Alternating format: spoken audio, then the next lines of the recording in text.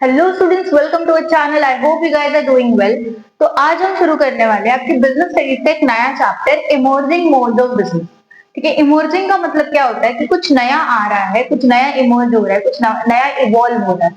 तो हमारे बिजनेसेस में प्रेजेंट की बात करें या फिर फ्यूचर की बात करें, करंट चीजों की बात करें या जो आने वाली चीजों की बात करें, तो यहाँ पे हम नई चीजें हमारे बिजनेस में एक्सप्लोर करेंगे, नए मेथड्स को यूज करेंगे, है ना, नया टेक यूज करेंगे, हाईटेक यूज करेंगे।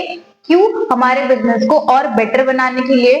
ठीक है, हमारे एम्प्लॉयज को और बेटर चीजें, अपॉर्चुनिटी प्रोवाइड करने के लिए, और हमारे कस्टमर्स को और बहुत सारी वेराइटी ऑफ चीजें और बेटर क्वालिटी ऑफ चीजें लोअर कॉस्ट में प्रोवाइड करने के लिए। समझ रहे हो आप बात को? अगर आप कुछ डिकेड पहले जाओ, ठीक है, और तब के बिजनेसेस देखो और अभी के बिजनेसेस देखो, तो आपको बहुत जमीन आसमान का फर्क दिखेगा, जमीन आसमान का डिफरेंस दिखेगा। क्यों? क्योंकि उस टाइम का बिजनेस चलाने का तरीका, ठीक है, बिजनेस करने का तरीका और अभी बिजनेस करने का तरीका काफी डिफरेंट है। ठीक है, उस टाइम पे जो रिसोर्सेज अवेलेबल होते थे, जो मैन पावर अवेलेबल होती थी, जो व्हीकल मशीनरीज वगैरह अवेलेबल होती थी, और अभी के टाइम पे जो सारी चीजें अवेलेबल है, उसमें काफी डिफरेंस है। काफी चीजें इवॉल्व हुई है, काफी नई चीजें आई हैं, और उसके वजह से हम बहुत सारा डिफरेंस देख पाते हैं, जो प्रेजेंट में भी देख पाते हैं और जो फ्यूचर में भी और आता रहेगा, और हम उसको अडॉप्ट करते रहेंगे। ठीक है, तो ये चैप्टर उसी के बारे में है, उसी चीजों के बारे में है। तो हम ये चैप्टर करने से पहले, जैसे हमारी प्रथा है कि हम एक ओवरव्यू देते हैं, एक ओवरव्यू करते हैं, ताकि हमें पता हो कि हम इस एक चैप्टर में क्या क्या करने वाले हैं, क्या क्या कवर करने वाले हैं। इसलिए हमने यहाँ पे ओवरव्यू आपके लिए लिख के रखा है।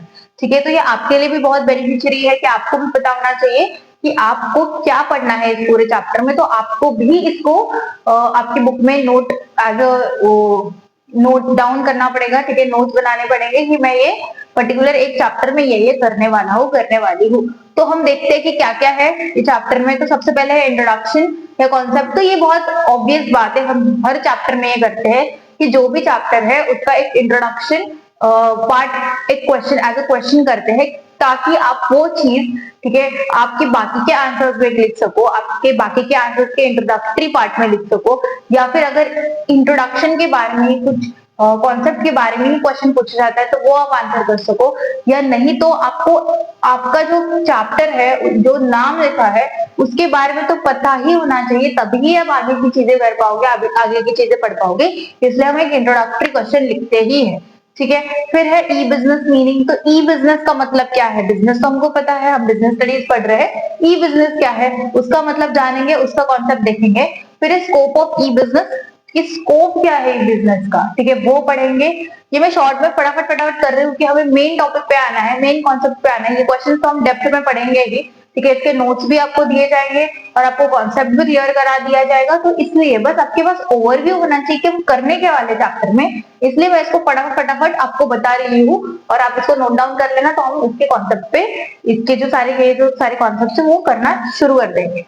फिर ई बिजनेस और ट्रेडिशनल बिजनेस क्या है? जैसे अभी मैंने डिस्कस किया कि ट्रेडिशनल मतलब पहले जो बिजनेस होते थे, और ई बिजनेस जो अभी हो रहे हैं, उन दोनों में क्या डिफरेंस है वो देखेंगे। फिर बेनिफिट्स ऑफ ई बिजनेस, ठीक है, हम देखेंगे कि बहुत सारे अलग अलग बेनिफिट्स है, फायदे हैं ई बिजनेस के, लेकिन कुछ अमाउंट में लिमिटेशंस भी है, डिसएडवांटेजेस भी है, तो वो भी हम देखेंगे, कवर करेंगे। ऑनलाइन ट्रांजैक्शंस अभी करेंटली काफी इंपॉर्टेंट है, हमारे फ्यूचर प्रोस्पेक्ट्स को लेके भी काफी इंपॉर्टेंट टॉपिक है, कॉन्सेप्ट है। ठीक है, security and safety of E transaction, E business risk. तो आपको पता ही है कि अभी करेंटली ई बिजनेस को लेके काफी रिस्क आप देख सकते हो। ठीक है, जो आती है, जो है मार्केट में, और उसका सोल्यूशन भी है बहुत सारे। आपने सबसे बेस्ट एग्जांपल इसका अगर आप देखेंगे तो व्हाट्सएप है। व्हाट्सएप के अगर आपने करंट एड्स देखे होंगे तो इनकरप्शन की बात करता है। मतलब क्या है कि आपका जो भी पर्सनल डाटा है, आप किसी को मैसेजेस भेजते हो, किसी को वीडियो कॉल करते हो, या फिर आप वीडियोस भेजते हो, आपका जो भी पर्टिकुलरली क्या बोल रहे एक्सचेंज हो रहा है चीजों का, ठीक है, थ्रू व्हाट्सएप, वो बिल्कुल भी किसी और को नहीं दिखता। इवन व्हाट्सएप भी इसको अवेल नहीं कर सकता है, वो इतना क्या बोलते हो सिक्योर है। ठीक है, तो ये यहाँ पे सिक्योरिटी और सेफ्टी का काम करते हैं, और ये काफी इंपॉर्टेंट है, काफी जरूरी है, तभी ही आप पे आपके जो भी एप्लीकेशन है उस पे लोग ट्रस्ट कर पाएंगे और उसको यूज कर पाएंगे। ठीक है, किसी की भी पर्सनल चीजें का गलत इस्तेमाल नहीं होना चाहिए, इसलिए वो चीजों का ध्यान रखना काफी जरूरी है।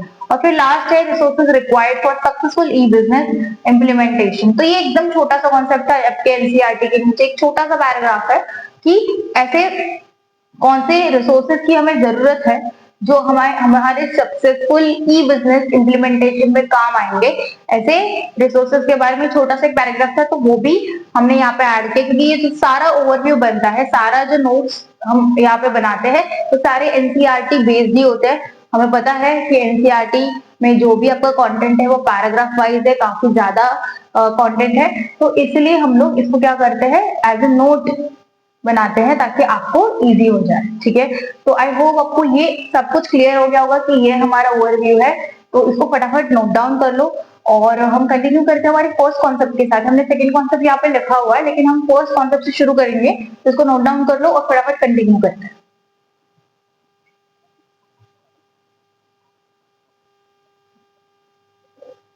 उसी क्लास को कंटिन्यू करते हैं हमारे फर्स्ट क्वेश्चन, फर्स्ट टॉपिक के साथ, जो है इंट्रोडक्शन। तो अभी अगर चैप्टर पढ़ रहे हैं तो चैप्टर का मतलब क्या है, इमर्जिंग का मतलब क्या है, हम इमर्जिंग मोड ऑफ बिजनेस क्यों कर रहे हैं, वो इस इंट्रोडक्शन में लिखा गया है। ठीक है, तो हमें वो पता होना बहुत जरूरी है, तभी हम आगे चीजों को अच्छे से समझ पाएंगे, नए नए कॉन्सेप्ट को अडाप्ट कर पाएंगे, समझने में हमें दिक्कत नहीं आएगी। तो हम सबसे पहले इंट्रोडक्शन से ही हर एक चैप्टर शुरू करते हैं। तो देखते हैं क्या लिखा है। Business methods have changed significantly in the last decade.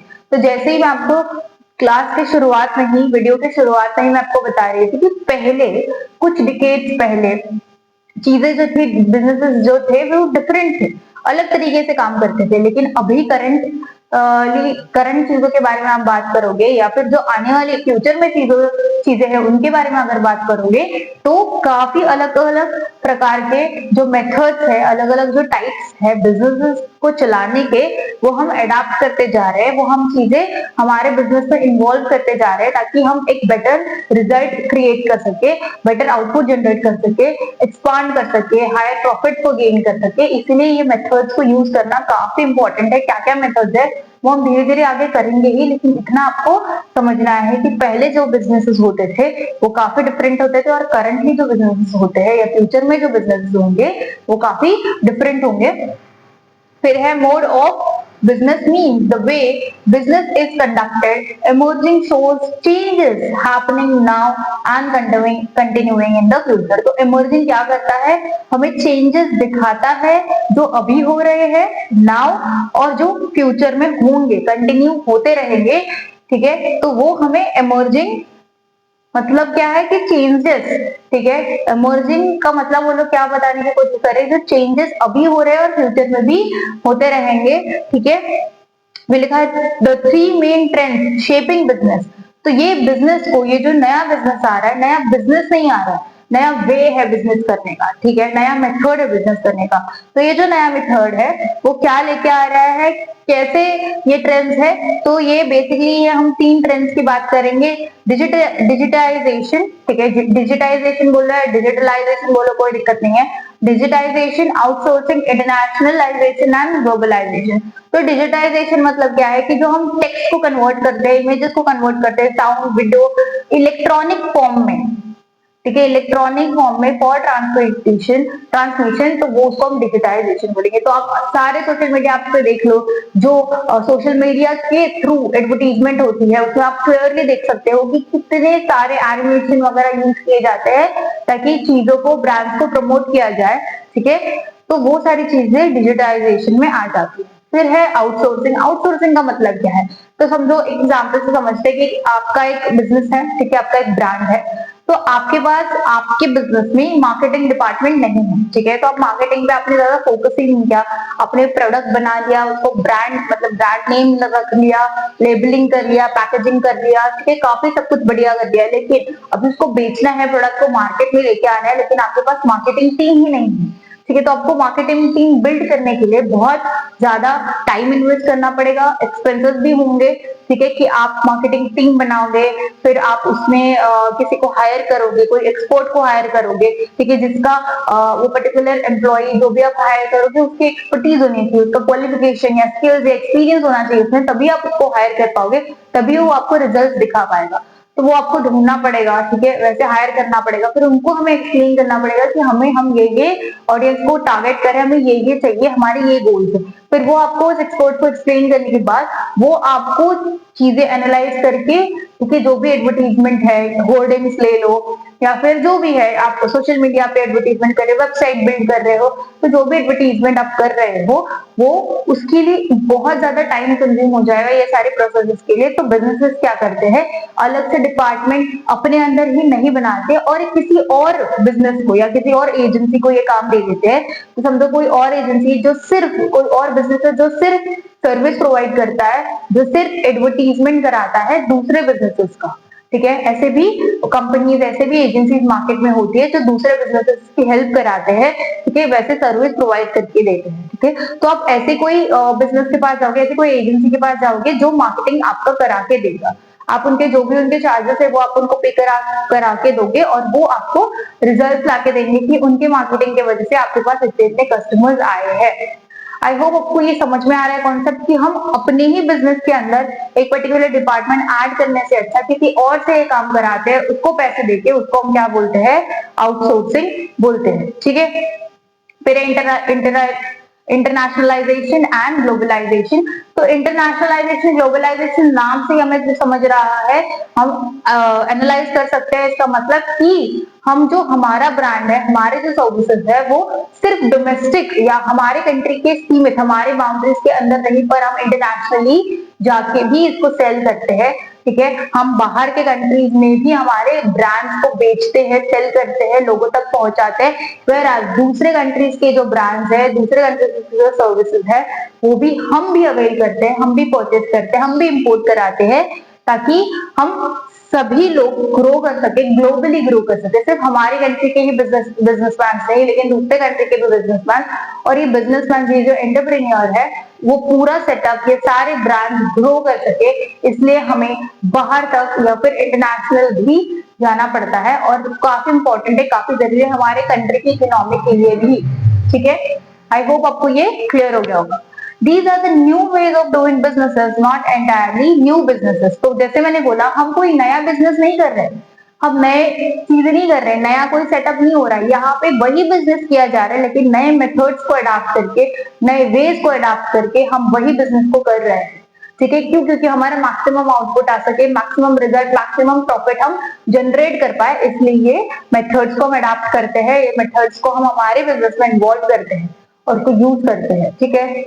फिर businesses aim to create value, utilities and keep evolving to meet demand for better quality, lower cost, faster delivery and better customer care। तो ये सारी चीजें पता है किसके बारे में है? ये सारी चीजें हैं कस्टमर के बारे में, क्योंकि अभी के जमाने में, करंट सिनेरियो में, फ्यूचर अपकमिंग सिनेरियोज में भी क्या होने वाला है कि कस्टमर इज द किंग। पहले ऐसे होता था कि जो सेल कर रहा है, seller is the king, marketer is the king, business is the king. No, अभी ऐसा नहीं है, कस्टमर इज द किंग। जो कस्टमर बोलेगा, जो कस्टमर चाहेगा, वो बिजनेस बना के देगा, तभी ही वो हायर प्रॉफिट गेन कर सकता है, तभी वो मार्केट में सर्वाइव कर सकता है, तभी वो मार्केट में ग्रो कर सकता है, एक्सपांड कर सकता है, अगर वो कस्टमर के हिसाब से चले तो। समझ रहे हो बात को? क्योंकि अगर कस्टमर को ही आपकी चीजें पसंद नहीं है तो वो परचेस ही नहीं करेगा और आप वैसे की वैसे धरे के धरे रह जाओगे, आप कुछ भी नहीं कर पाओगे। समझ रहे हो बात को? आपके मनमर्जी की चीजें करोगे, कस्टमर एक्सेप्ट नहीं करेगा प्रोडक्ट को, वो आपके प्रोडक्ट को देखेगा नहीं, आपके कंपटीटर्स के प्रोडक्ट को परचेस करेगा, उनके सर्विसेज को अवेल करेगा, आपके सर्विसेज को नहीं लेगा, तो आप वैसे ही रह जाओगे, कि आपके कोई प्रॉफिट नहीं होने वाले, आप उल्टा लॉसेस में चले जाओगे। इसीलिए बिजनेस एम क्या करती है, वैल्यू क्रिएट करने के लिए, ताकि वो इवॉल्व कर सके, ताकि वो जो डिमांड है कस्टमर्स के उनको मीट कर सके, क्योंकि और उसके लिए वो क्या करते हैं, बेटर क्वालिटी प्रोवाइड करते हैं, लोअर कॉस्ट देने की कोशिश करते हैं, ठीक है, फास्टर डिलीवरी देने की कोशिश करते हैं एंड बेटर कस्टमर केयर। तो आफ्टर कस्टमर सर्विसेज जो होती है ना, आफ्टर कस्टमर परचेज सर्विसेज जो होती है, ठीक है, आफ्टर सेल सर्विस हम जिसको बोलते हैं, वो सर्विसेज हो गई, या फिर हमेशा कस्टमर्स के साथ कनेक्टेड रहना। जैसे आप कोई भी पर्टिकुलरली समझो फॉर एग्जाम्पल आपने बेल्जियम वॉफल से वॉफल खरीदे, तो वो आपके नंबर्स लेते हैं, ठीक है, सबका नंबर लेने के बाद दे मैसेज यू, ठीक है। तो आपको मैसेजेस करते रहेंगे कि ये ऑफर चल रही है, ये डील चल रहा है। ऐसे बहुत सारे ब्रांड्स है, बहुत सारे ऐसे कंपनीज है जो ऐसे करते हैं कि आप उनसे परचेज करने के बाद वो आपके नंबर पे कंटिन्यूस ऑफर्स डील्स के मैसेजेस करते रहते हैं, ताकि वो आपके साथ कनेक्टेड रहे, ताकि वो आपको नोटिफाई करते रहे कि हमारे पर्टिकुलर ब्रांड में ये सेल चल रहा है, ये ऑफर्स चल रहे हैं, तो आप इसको प्लीज आके परचेज करो या अवेल करो और आप हमारे ब्रांड को एंजॉय करो। ठीक है। तो ये क्यों करते हैं? क्योंकि कस्टमर को हम पकड़ के रखे। ठीक है। कस्टमर हमारा जाना नहीं चाहिए किसी और कंपटीटर के पास, किसी और ब्रांड के पास जाना नहीं चाहिए, वो हमारे साथ जुड़ा रहे। अगर उसने एक बार परचेज किया तो वो और भी बहुत सारे बार हमारी चीजों को परचेज करे, इसलिए ये हम सारी चीजें करते हैं। ठीक है। आई होप आपको इंट्रोडक्शन क्लियर हो गया होगा। हम बढ़ते हैं आगे हमारे नेक्स्ट कॉन्सेप्ट। हमारा नेक्स्ट क्वेश्चन जो है ई बिजनेस, ये चैप्टर का सबसे इंपॉर्टेंट क्वेश्चन, हीरो क्वेश्चन बोल सकते हो आप। आपको पता है, जो मेरे वीडियोस देख रहे हैं उनको पता है कि हम हीरो क्वेश्चन ऐसे क्वेश्चंस को बोलते हैं जो हमारे पूरे चैप्टर में सबसे इंपॉर्टेंट है। ठीक है। तो सबसे ज्यादा क्वेश्चन पूछा जाता है एग्जाम में ये पर्टिकुलर चैप्टर में से, उसको हम लोग hero question, hero topic, hero concept बोलते हैं, ताकि वो आप करो ही करो, वो कभी भी स्किप ना हो, उसका कॉन्सेप्ट आपको क्लियर हो, उसके हेडर्स आपको याद हो, उसके नोट्स आपके पास हो, ठीक है, उसके कीवर्ड्स आपको पता हो और आप कुछ भी मिस आउट ना करो। आप पेपर में एकदम 100% चीजें लिख के आओ, इसलिए हम ऐसे नोट डाउन करते हैं, ऐसे मेंशन करते हैं पर्टिकुलरली कि ये हीरो क्वेश्चन है। ठीक है। हीरो टॉपिक है, तो यह हमारे चैप्टर का हीरो क्वेश्चन है, हीरो टॉपिक है। इसके बेसिस पे ही नीचे हम चीजें करेंगे। ठीक है। तो ई बिजनेस आपको पता होना चाहिए क्या है। ठीक है। क्या लिखा है? Conducting industry trade and commerce through computer network, mainly the internet but also secure private network. तो आप जैसे पढ़ते हो इंडस्ट्री ट्रेड एंड कॉमर्स, तो अगर आप इंडस्ट्री ट्रेड और कॉमर्स को मिलाओगे, एक साथ देखोगे, तो वो सारे बिजनेसेस में यूज किया जाता है। ठीक है। सारे बिजनेसेस का एक सम अप बोल सकते हो इंडस्ट्री ट्रेड और कॉमर्स। इनमें से एक भी चीज अगर नहीं मिसिंग होगी तो वो एक बिजनेस कंप्लीट बिजनेस माना ही नहीं जाएगा। तो ये तीनों भी चीजों को एक computer network, through computer network जब हम देखते हैं, जब हम एनालाइज करते हैं, मेनली कैसे? Internet through but also secure private network. मतलब क्या है कि ये सिक्योर है। ठीक है। सिक्योर मतलब कि यहाँ पे कोई भी क्या बोलते हैं, गलत इसका इस्तेमाल नहीं कर सकता, कोई भी इसका फायदा नहीं उठा सकता, ये ऐसी चीजें हैं। ठीक है। मतलब क्या है कि ये जो चीजें हम पहले मैन्युअली करते थे, ठीक है, जो ऑफलाइन मोड पे करते थे, वही सेम चीजें अगर आप ऑनलाइन मोड पे करो, ठीक है, वही बिजनेस आप ऑनलाइन मोड पे करो, तो आप उसको ई बिजनेस बोलोगे। सिंपल शब्दों में, सिंपल भाषा में, जो बिजनेसेस हम एक ऑनलाइन प्लेटफॉर्म पे करते हैं, ठीक है, फिर वो कोई भी प्लेटफॉर्म हो, बहुत सारे प्लेटफॉर्म है, हम आगे डिस्कस करेंगे, लेकिन कोई भी बिजनेस हम ऑनलाइन प्लेटफॉर्म पे करते हैं तो हम उसको ई बिजनेस बोलते हैं। ठीक है। इतना आप याद में रखो, और ये सारे कीवर्ड्स है उसके, वो आप नोट डाउन कर लिया करो। साथ साथ में जैसे मैं पढ़ा रही हूँ वैसे ही आप नोट बनाओ। अगर वैसे आपसे नहीं होता है, आप ध्यान देके सुन के नोट्स नहीं बना पाते, तो आप पूरा एक्सप्लेनेशन के बाद वीडियो को पॉज करो, स्क्रीनशॉट्स निकालो और नोट डाउन करते रहो साथ साथ में। ठीक है। फिर है e business and e commerce. E business में क्या लिखा है? यह है ब्रॉडर टर्म, काफी ब्रॉडर टर्म है। इसमें क्या क्या इंक्लूड होता है? ई कॉमर्स भी इंक्लूड होता है और other functions like production, inventory, product development, accounting, finance, HR etcetera. तो ई बिजनेस में बिजनेस के अंदर इन्वॉल्व होने वाली सारी चीजें आती है। ठीक है। ब्रॉडर कॉन्सेप्ट है, पूरा बिजनेस को कवर किया जाता है। मैंने क्या बोला, जैसे नॉर्मल ऑफलाइन मोड पे बिजनेस होता है, बिजनेस के अंदर जो बहुत सारे मल्टीपल डिपार्टमेंट होते हैं, फाइनेंस डिपार्टमेंट हो गया, logistics department, operation, production, HR, finance, और जो भी है प्रोजेक्ट मैनेजमेंट, या जो भी प्रकार के डिपार्टमेंट्स होते हैं अलग अलग, वो सारे डिपार्टमेंट्स ऑब्वियसली ई बिजनेस में भी होंगे। अगर बिजनेस में तो ई बिजनेस में भी होंगे, तो ई बिजनेस में भी ये सारी चीजें होती है। प्लस ई कॉमर्स, ई कॉमर्स में जब ट्रेड और एक्सिलरी तो ट्रेड हमने जो किया था, ठीक है, जो ट्रांसपोर्टेशन सिस्टम है पूरा, इंपोर्ट एक्सपोर्ट एंड का, तो वो सारी चीजें भी इसमें इंक्लूड होती है। वेयर एज ई कॉमर्स क्या है? ई कॉमर्स एक पार्ट, देखो ई कॉमर्स हमने यहाँ पे भी लिखा है, ई कॉमर्स नैरो कॉन्सेप्ट है, आप लिख सकते हो। E commerce is a part of E business. ठीक है। ई कॉमर्स में क्या होता है? Online buying and selling. तो ई कॉमर्स बेसिकली जैसे मैंने बोला, ये ट्रेड का काम करता है, बाइंग सेलिंग का काम करता है, लेकिन कहाँ पे? ऑनलाइन मोड पे। तो इसलिए जब भी आप ई वर्ड यूज करोगे, ई कॉमर्स, ई बिजनेस, तो आप ऑनलाइन प्लेटफॉर्म की बात कर रहे हैं। इतना दिमाग में घुसा लो, इतना दिमाग में डाल लो। ठीक है।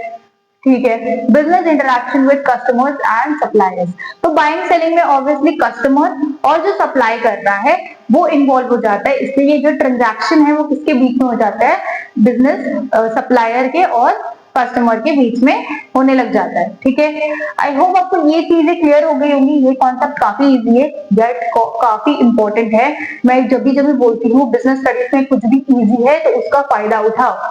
ठीक है, मैं बोल रही हूँ ना कि अगर इजी है तो इजी है, और आपको उसको ज्यादा, अगर आपको मतलब ज्यादा टाइम नहीं लगा रहे हो आप उसमें, लेकिन उसका फायदा उठाओ। फायदा उठाओ मतलब उसको ज्यादा अच्छे से क्लियरली करके रखो ताकि उसमें आप मैक्सिमम स्कोर कर पाओ, मैक्सिमम चीजें कर पाओ। एक आध चीज जो ज्यादा आपको मेमोराइज करनी पड़ती है, ज्यादा थोड़ी सी टफ जाके, उसके वर्ड डिफिकल्ट है, कीवर्ड डिफिकल्ट है, उसको आप मल्टीपल टाइम्स करो, लिख के रखो। लेकिन जहां पे मैं बोलती हूँ इजी है, इजी है, उसका कॉन्सेप्ट इजी है समझने के लिए, रिलेट करने के लिए, तो उसका फायदा उठाओ, उसको नोट डाउन करो, उसको गो थ्रू करो ताकि आप आपके वर्ड्स में एकदम आसानी से लिख पाओ। ठीक है, आई होप आपको ये कॉन्सेप्ट क्लियर हो गए होंगे। अभी के लिए इतना ही, हम नेक्स्ट पार्ट में इसके आगे क्वेश्चंस कवर करेंगे। तब तक के लिए आप वीडियो अगर आपको अच्छा लगा होगा, समझ में आया होगा, तो वीडियो को लाइक करो, आपके फ्रेंड्स के साथ शेयर करो ताकि वो भी नोट्स बना सके और वो भी आपके साथ पढ़ सके। अगर आप चैनल पे नए हो, आपने बाकी के वीडियोस नहीं देखे हैं, बाकी के चैप्टर्स नहीं देखे, तो वो भी चैप्टर्स देखो, नोट्स बनाओ, उसमें से बैठ के कॉन्सेप्ट क्लियरिटी लाओ। ठीक है, बिजनेस स्टडीज काफी, मैंने बोला है शुरुआत से ही कि काफी इंटरेस्टिंग चैप्टर है, काफी आप रिलेट कर सकते हो। ठीक है, आप बाद में भी जब आप ग्रेजुएशन लेवल पे जाओगे तो बाद में भी इसका काफी आप यूज रियल लाइफ में, रियल लाइफ सिनारियोज में भी कर पाओगे। तो इसीलिए ये चैप्टर की कॉन्सेप्ट क्लियर होना काफी इंपॉर्टेंट है ताकि आप अपने वर्ड्स में इसको लिख सको। यही मैं रिपीट करती हूँ हर बार, रट्टा मार के कुछ नहीं होने वाला, उसका कुछ भी फायदा होने नहीं वाला है। ठीक है, तो अगर आपने वो वीडियोस नहीं देखे तो आप वो वीडियोस देखो, चैनल को सब्सक्राइब करो। ठीक है, हमारे साथ जुड़ जाओ, सारी सीरीज को फॉलो करो, सारे नोट्स को मेंटेन करो, और हम मिलते हैं नेक्स्ट क्वेश्चन के साथ नेक्स्ट वीडियो में। तब तक के लिए keep studying and take care.